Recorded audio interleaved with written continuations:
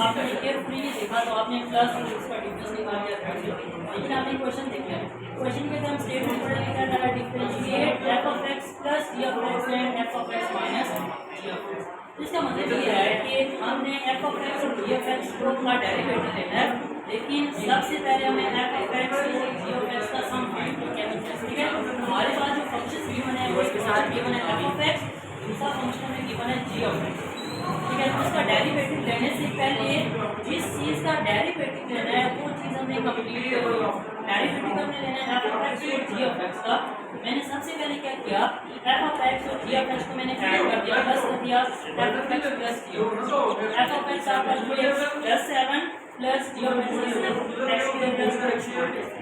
अब इसको सॉल्व करने के लिए हमें पता है हम राइट टर्म को आपस में प्लस करते हैं, 6x² को राइट टर्म में as it is 3x plus 2x आ गया प्लस माइनस 7 3 के हमारे पास 4 आएगा प्लस का होगा।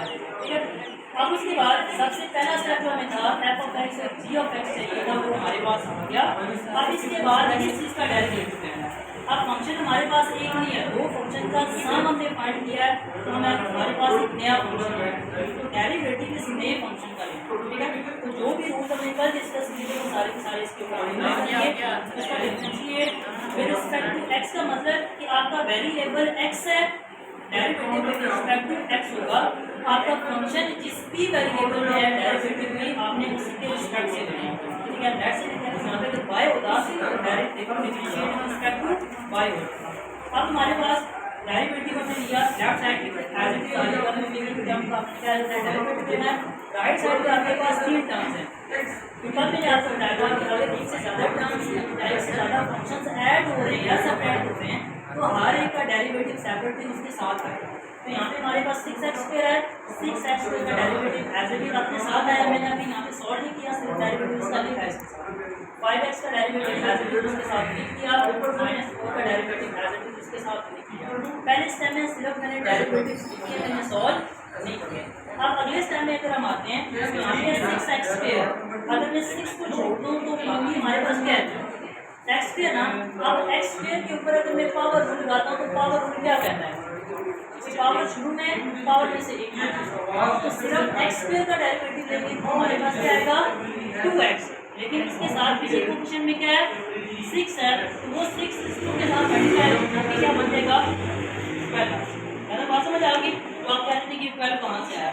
उसके बाद हमारे पास 5x, x का derivative with respect to x 1 तो 1 के साथ मल्टीप्लाई करेंगे आपके पास क्या आ जाएगा 5 आ जाएगा।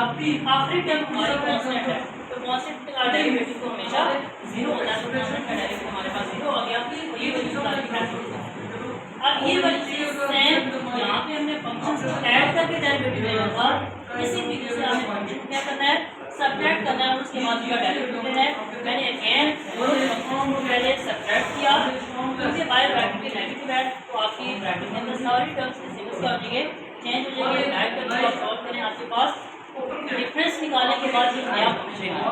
अब इस नए फंक्शन का डेरिवेटिव लेने के लिए अगेन क्योंकि आपका फंक्शन x वेरिएबल में है, x डेरिवेटिव लेंगे, हर एक टर्म के साथ डेरिवेटिव आपका सेपरेट आएगा।